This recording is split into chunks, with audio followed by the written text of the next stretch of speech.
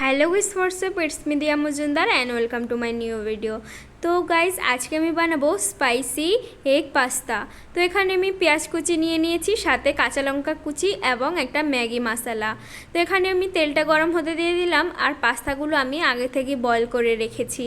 তো এবার আমি কড়াইটাতে তেল গরম হয়ে গেলে পেঁয়াজ কুচি এবং কাঁচা লঙ্কা কুচিগুলো দিয়ে ভালো করে 1 থেকে 2 মিনিট ভেজে নেব। সাথে একটু লবণ দিয়ে দিব, লবণটা দিলে পেঁয়াজটা নরম হয়ে যায়। দেন এখানে আমি ডিমটাকেও ভালো করে ফেটিয়ে ভালো করে ঝুরি ঝুরি ভাজা করে নেব।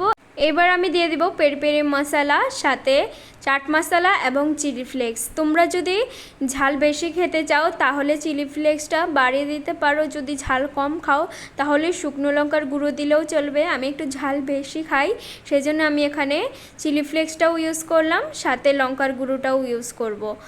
দেন এখানে আমি কিষানের টমেটো সসটা দিয়ে দিব।